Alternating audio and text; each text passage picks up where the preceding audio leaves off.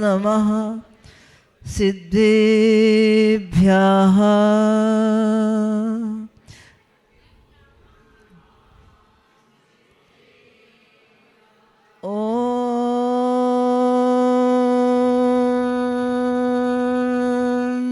नमः सिद्धेभ्यः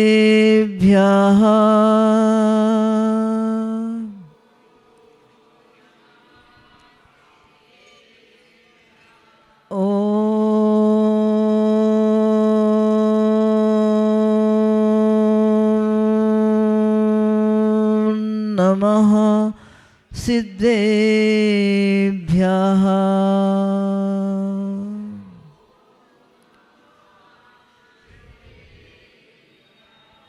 अनंतानंद सिद्ध परमेष्टि भगवंतों की अहिंसा परमो धर्म की संत शिरोमणि आचार्य परमेष्टि गुरु विद्यासागर जी मुनि महाराज की अभिनव आचार्य परमेष्टि श्री समय सागर जी मुनि महाराज की 3 कम 9 कोटि मुनि वृंदों की निर्यापक श्रवण श्री वीर सागर जी महाराज जी की परम पूज्य रत्न सपासी गुरु मती माता जी की समस्त मुनि आर्य संघ की। कल सुना था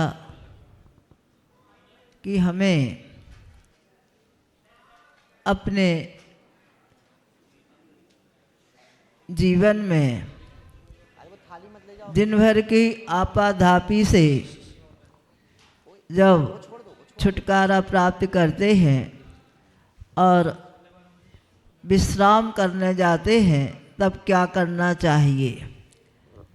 आज बात प्रातःकाल उठते समय क्या करें इसके बारे में कि उठते ही हम आँख खोलते ही हमारे पास और कुछ हो या ना हो दोनों हाथ हैं दोनों हाथों को इस प्रकार करके और ये दोनों अंगूठों से एक सिद्ध शिला का निर्माण होता है। जैसी सिद्ध शिला है वैसा ही इसका आकार बनता है और सारी अंगुलियों को सिद्ध परमेष्टि मान करके उनको नमस्कार करते हुए 9 बार नमोकार मंत्र का जाप करना चाहिए।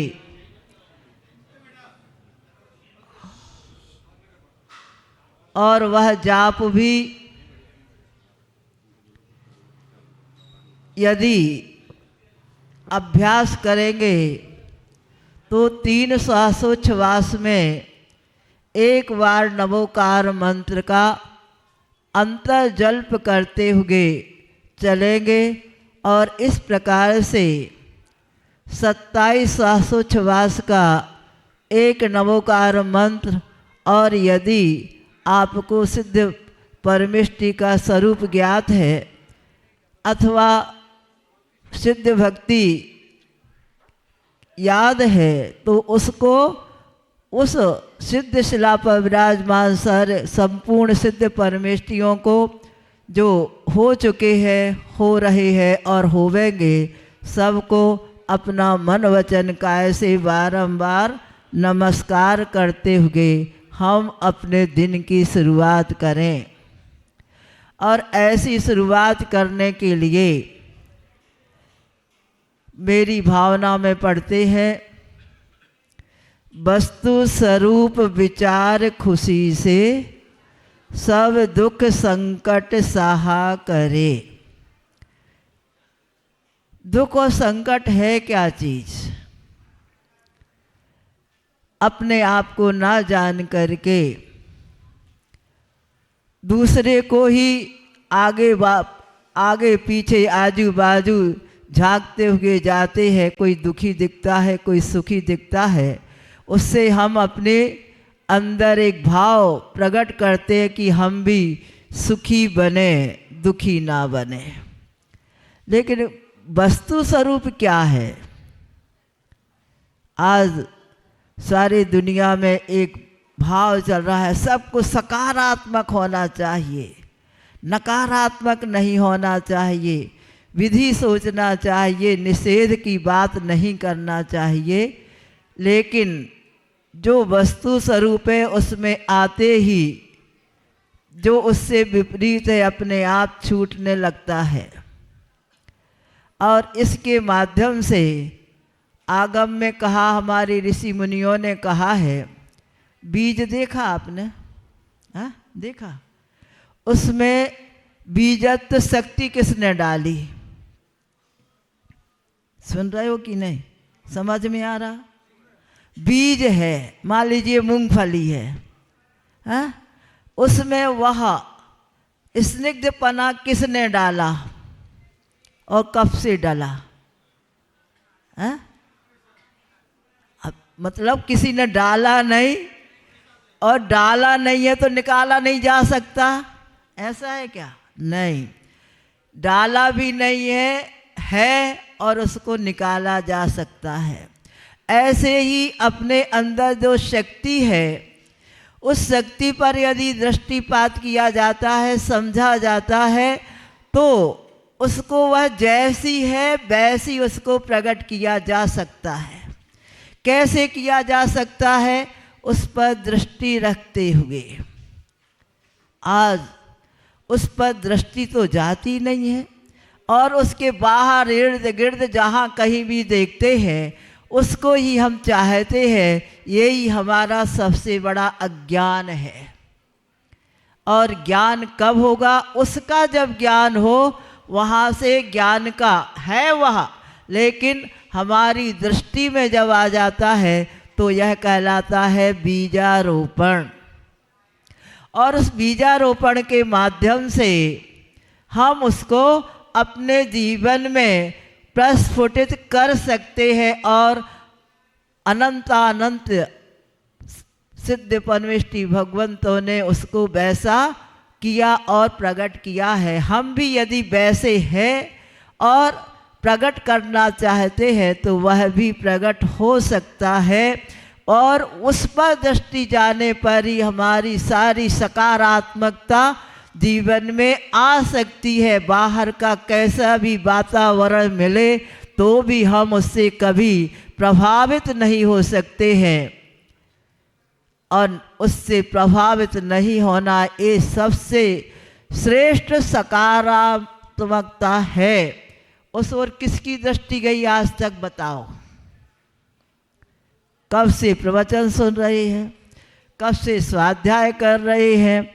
स्वाध्याय करने वाले भी उसको एक संप्रदाय का रूप देकर के अलग खड़े हो जाते हैं। हाँ? होते कि नहीं? क्यों हुआ? स्वाध्याय कर रहे, हम स्वाध्याय करने वाले श्रेष्ठ, दूसरा कहना नहीं है हम सही हो गए, दूसरा यही तो निषेधात्मक बात हो गई, और हम श्रेष्ठ है। तो स्वाध्याय का फल क्या है? स्वाध्याय है क्या चीज? आचार्य पूज्यपाद जी कहते हैं, ज्ञानस्य भावनायाः आलस्य भावः। ज्ञान की भावना में आलस्य का अभाव होना ही स्वाध्याय है। अब उस तक हम कैसे पहुंच सकते हैं? इसको आचार्यों ने कहा, बस ज्ञान रूप भावना होना चाहिए। जो जानने में आ रहा वही मैं हूँ, उसके अलावा दूसरा कोई हूँ नहीं, था नहीं, होऊंगा भी नहीं। ये त्रैकालिक सत्य है। लेकिन उस सत्य की ओर किसकी दृष्टि जाती है? कब जाती है? जिसकी जाती है, और जब जाती है तब से ही वह जग जाता है। बाकी तो आज तक हम सोते हुए ही आए हैं, सोते हुए ही रह रहे हैं, और इस दृष्टि के अभाव में हम सोते ही रह जाएंगे। इस जागृत अवस्था को, इस सावधानी को प्रकट करने के लिए जब जागो तभी सवेरा। जिस दिन जिस वक्त हमारी दृष्टि वहाँ पर चली गई, वहीं से जागृत होना और विकसित होना प्रारंभ हो जाता है। बीज खेत में डाल दिया, खेत भी अच्छा था, है ना? आपका खेत भी अच्छा है कि नहीं? कहाँ है खेत आपका? कितने एकड़ में है? नहीं पता, खेत ही नहीं पता। अरे अपनी चीज अपने को नहीं मालूम तो किसको मालूम? हम यहाँ असंख्यात प्रदेशी जितना अपनी ये पर्सनालिटी है ना, लंबाई चौड़ाई ऊंचाई मोटाई, ये जो है ये हमारा खेत है। और इस खेत के लिए सब कुछ दूर करने के लिए आपको क्या मिला है? क्या मिला है? आर्य खंड मिला है। आर्य माने क्या होता? आर्य माने होता है आर्यते इति आर्यः, जो गुण और गुणवानों को जानता है, मानता है, उस रूप परिणमन करता है, वह आर्य है। तो क्षेत्र की अपेक्षा से आज हम आर्य हैं, और जब जब इस क्षेत्र में जो आएगा वो सब आर्य कहलाएंगे। खंड मिला है आपको, आर्य खंड। क्यों मिला है? आर्य का आ लेकर के खंड जो मिला है उसको अखंड बनाने के लिए यह मानव जीवन हमें मिला है। और मानव जीवन में भी, भरत क्षेत्र में भी, कुछ ऐसे क्षेत्र हैं भारत में भी नहीं है जहाँ पर बिल्कुल त्रियंचो जैसा जीवन है।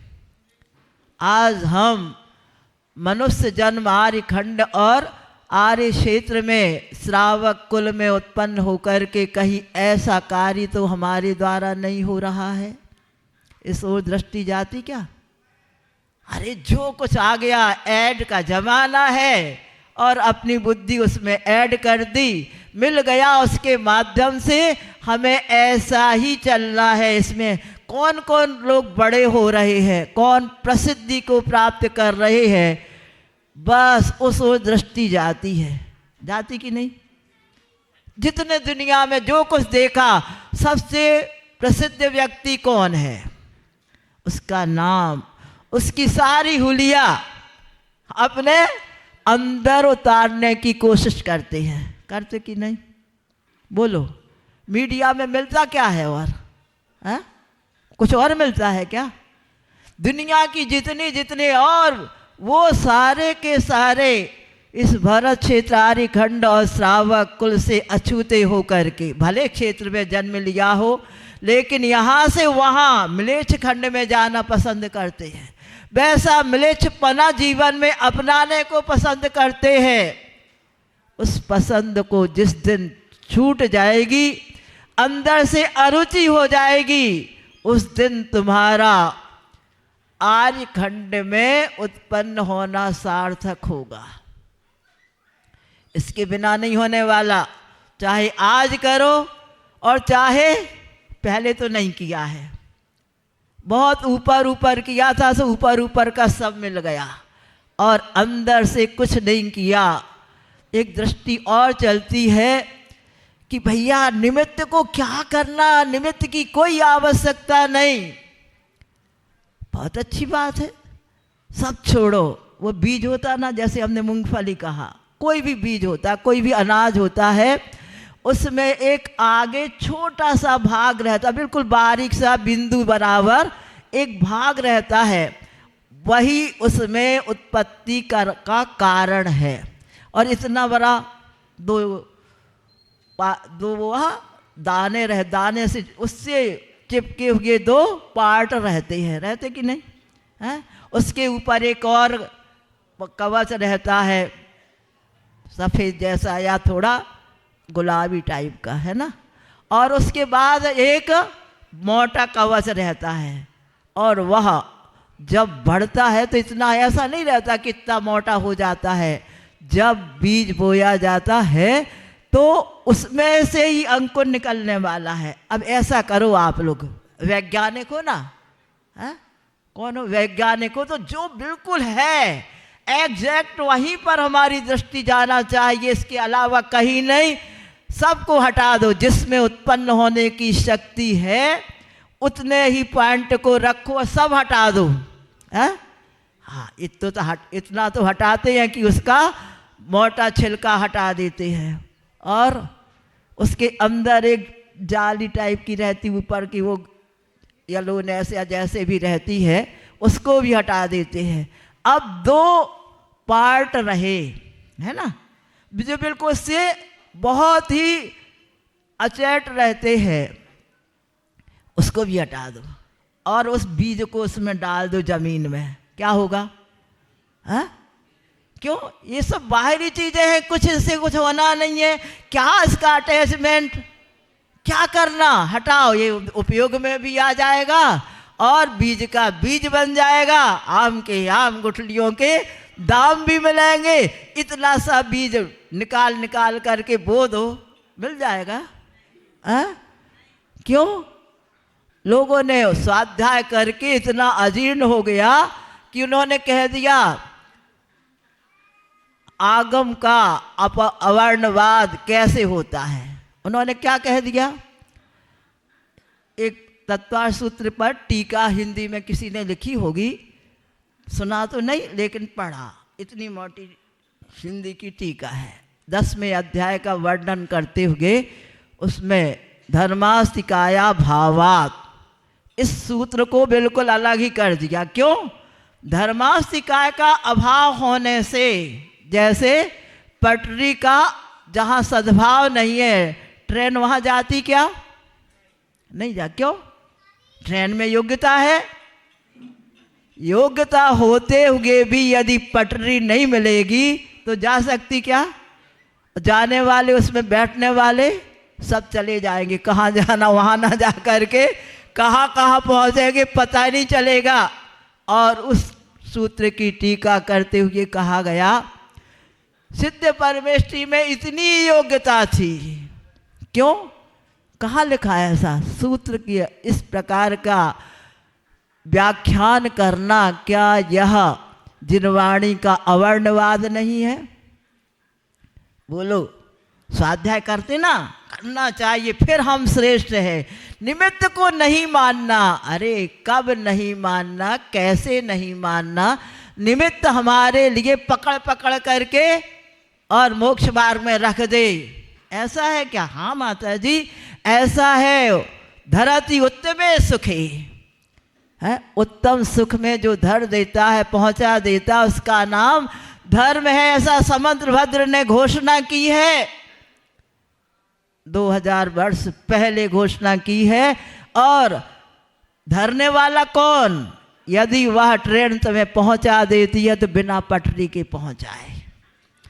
यदि तुम्हें योग्यता है तो उस उतने से ही बीज को निकाल निकाल करके बो दो और वह उद्भव होना चाहिए। करके देख लेना, अभ्यास, प्रैक्टिकल है, और क्या मिल जाएगा। ना भूतो ना भविष्यति, वर्तमान में तो है ही नहीं। वर्तमान में जीना जिस दिन आ गया और जिस दिन दृष्टि वहाँ पर चली गई उस बीज पर, भले ही सब कुछ रहते हुए भी उसमें से मूंगफली का बीज डाला गया है, मूंगफली को डाला गया है, तो वह उसमें से अंकुरित होके आएगी। वो दोनों पार्ट भी रहेंगे, ऊपर की का छिलका और ऊपर का छिलका भी रहेगा। लेकिन उद्भव कहाँ से होगा? ठीक यही स्थिति अपने जीवन की है। ये शरीर भी रहेगा, इसको छुल छिल के नहीं फेंकना है माता जी। लिखा है आचार्य कुंद कुंद जी ने, छिज्जदुआ भिज्जदुआ निज्जदुआ अहम जादि विपलम जम्मा तम्मा गच्छदु तम्मा न परिग्रहो मध्य। अरे इस शरीर को छेदो, भेदो, काटो, पीटो, इधर से उधर कर दो, जो कुछ करना है, छिज्जदुआ भिज्जदुआ भेद दो। जब भिदता है, जब कैसा लगता है? इतना सा इंजेक्शन लेते ना और भेज देते, कैसा लगता है? डॉक्टर के तो साइड में करो। क्यों भैया, क्या बात हो गई? इतना सा, इतना बड़ा शरीर है, उधर मुँह क्यों करे? ब्लड निकालना है, इतने से उसे निकाला, अरे इतना सारा निकल गया है। कहाँ निकल गया? क्यों? तुम्हारे लिए उसमें भी अपनत्व है, जबकि उस अपनत्व के माध्यम से वो निमित्त था। ये सब बाहर के लिए सहयोगी हैं। तुम्हें इतना बड़ा पंडाल खड़ा करना है तो भैया खंबा तो लगाना पड़ेंगे कि नहीं? सपोर्ट देना पड़ता कि अब वो खंबा को भी सपोर्ट देना पड़ता, एकदम सीधे भी नहीं कर सकते। ये सब सपोर्टर है, इसलिए लौकिक में कहा जाता देखो वोटर से सपोर्टर खतरनाक है। खतरनाक है ना, वोट तो एक जाएगी और सपोर्टर जिस पार्टी का रहेगा उसकी प्रचार प्रसार करके कितने को ले आएगा। तो कौन बनना है तुम्हें, वोटर की सपोर्टर। वोटर भी आवश्यक है और सपोर्टर भी आवश्यक है। इसको आगम में हमारे प्रभु ने कहा निमित्त और उपादान। कार्य उपादान में होगा, निमित्त कुछ नहीं करेगा ऐसा नहीं है, लेकिन प्रकट उसमें से होगा जिसमें शक्ति है। इसलिए अनेकांत को हमें कभी अपलाप नहीं करना है। जिसका जो स्थान है उस स्थान को में रख कर के फिर अपनी दृष्टि को उस अपने अंदर जो सिद्धत्व को उपलब्ध करने की शक्ति है, और वह शक्ति इतनी सी नहीं है, वो सब में बिखरी हुई है। कोई दिमाग में भगवान को मान रहा है, ज्ञान को मान रहा है, कोई हृदय में मान रहा है, कोई कहीं मान रहा है, कोई कुछ कह रहा है, कोई किया डाल दिया। कहाँ से डाल दिया, क्या डाल दिया, कोई डालने की आवश्यकता नहीं है। देखा है कि बाहर से पदार्थ डाले जाते हैं तो वह उसमें हो जाते हैं। जैसे एक बार हमने सुना था विदेशी लोग भारत तो आते रहते, भारत तो बहुत विशाल है, था, रहेगा, विश्व का गुरु है तो कुछ तो रहेगा गुरुता, चाहे तुम्हारी दृष्टि जाए या ना जाए। वहाँ पर उन्होंने आए, वो लोग आए तो उन्होंने देखा कि मिठाई की दुकान लगी हुई थी और उसमें क्या गुलाब जामुन रखे थे तो उन्होंने सोचा वाह वंडरफुल है, बहुत अच्छा, ये क्या है ऐसे करके। और वो पूछता है इसमें ये रस कैसे इंजेक्ट किया, कौन सा इंजेक्शन लगा, क्यों है? जलेबी में, रसगुल्ला में, गुलाब जामुन में रस कैसे होता है, अंदर कैसे भर जाता?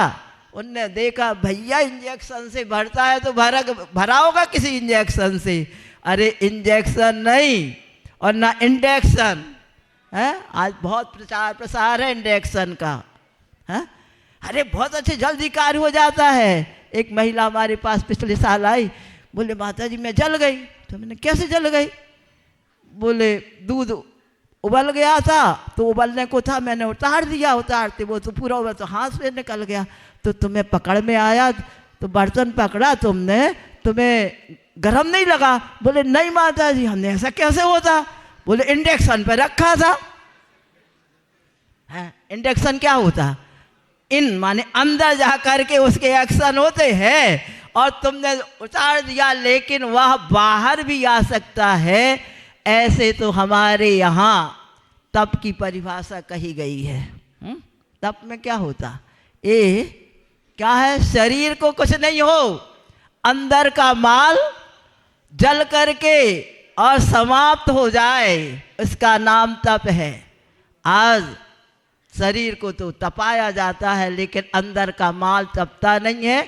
ये अंतरंग तप की बात है, इंडेक्शन की बात नहीं है। तो इंडेक्शन, लेकिन अपने अंदर ऐसा अभिप्राय होना चाहिए, एम होना चाहिए, गोल होना चाहिए कि जो कुछ संवेदन है वह कहीं इतना सा, उनने कहीं छोटा सा रहता। आज विज्ञान में पढ़ाया जाते, सारे वैज्ञानिक बैठे हैं, बोले क्या होता है? अरे वो दही में है ना अवक्ष है, दूध अवक्ष है और का भक्ष है? कैसी दृष्टि है, सोचो तो। ऐसा पढ़ा जाओ, बिल्कुल ऐसे परफेक्ट हो जाते हैं लोग। हाँ ऐसा ही है, ऐसा हो नहीं सकता, ये विज्ञान की बात है। सुन लो विज्ञान की बात क्या है, निकालो सबको, जितने बीज है उतने उतने कण रखो, सब निकाल दो, फिर बताओ खेती करके। हाँ नहीं हो सकती। हो दृष्टि वहाँ जाना चाहिए, दृष्टि को छोड़ करके बाहर की सृष्टि का कितना निर्माण किया जा रहा है और कितने दुखी है। बाहर जब जब दृष्टि जाएगी, जिसकी जाएगी और जैसे भी जाएगी वह दुखी ही बनाएगी। लेकिन उस अंतरंगता दृष्टि जो हमें संवेदन हो रहा है, आज की भाषा में फील हो रहा है। क्या फील हो रहा है? जो कुछ, क्या की बात नहीं, जो फील कर रहा हूँ उतना मात्र मैं हूँ, और वह कितना बड़ा है तो इतना सा नहीं है कि तुम्हें कांटा लगा और उसने जल्दी समाचार दिया माइंड को, माइंड ने हाथ को आर्डर दिया, हाथ वहाँ पहुँच गया, निकाल दिया। इतना होता क्या? क्या पागलपन करते बैठे हैं सबके सब। विज्ञान है कि पागलपन है? आगम कहता है, भीतराग विज्ञानता कहती है कि वह संवेदन जितना है वहीं पर है। सारे जितनी तुम्हारी पर्सनालिटी है सारे में संवेदन है, और संवेदन होते हुए बाहर से कोई निकली वस्तु अंदर जाती है, आपको वेदना हुई और तुरंत आपको मालूम है कि ये वेदना क्या है, उसको क्या करे? नहीं, चलो बिल्कुल कुछ नहीं होता। कांटा कांटा में है, पैर पैर में है, पैर कांटा नहीं हो सकता, कांटा पैर नहीं हो सकता। अब जब लगा है तो निकल जाएगा। हम निकालने वाले कौन होते हैं? ऐसे करते हो? अरे क्या करे, समझदार पढ़ने वालों, सुनने वालों और उस पर उपदेश करने वालों, व्याख्या करने, आनंद तो बहुत आता है, सुनते समय आनंद आता है। ये तो सिर्फ उसका ट्रेलर है, उसका प्रयोग करना सीखो। जैसे कांटा निकालते हो, ये राग देश, ये ऐसा करना है। भारत में नहीं पढ़ना है, बच्चे को कहाँ पढ़ाना है? बहुत इंटेलिजेंट है, बहुत अच्छे मार्क्स लेके आता है। अब उसकी भावना है तो मैं कैसे इसको कहूँ कि नहीं तुम भैया उधर ना जाओ बेटा, यहीं पढ़ो? कौन कहे? उसकी भावना है, इसलिए कर रही है। भारत की प्रतिभाएं पलायन होकर के विदेशों में जा कर के और पागल बन रही हैं। वैसे पागल नहीं जैसे हमारे महाराज लोग पागल रहते हैं, पाप गलाते हुए पागल है, वही पाप कमाते हैं, इतना ही अंतर है संसारी प्राणी के पागल में और साधुता के पागल में। इतना ही अंतर है भाई, पाप गमाते हैं, ये पाप कमाते हैं। क्या चाहो? इस प्रकार करके उस वस्तु पर विचार करो, वो कैसे ना छोटी है ना बड़ी है। जितने बड़े शरीर में मिल जाती है उतनी बड़ी फैल जाती, जितना छोटा शरीर मिलता उसमें सिकुड़ करके रह जाती है। संकोच विस्तार, ये शक्ति, ये किसको रहस्य समझ में आता है? वस्तु तत्व किसको समझ में आता है? जब तक समझ में नहीं आएगा ये वस्तु तत्व, विचार खुशी से सब दुख संकट सह नहीं सकते हो। सहना चाहते हो तो इतना कहना है कि उस तत्व को समझो और उसमें हो। इसी भावना से बोले आचार्य परमेष्टि गुरु विद्यासागर जी मुनि महाराज की।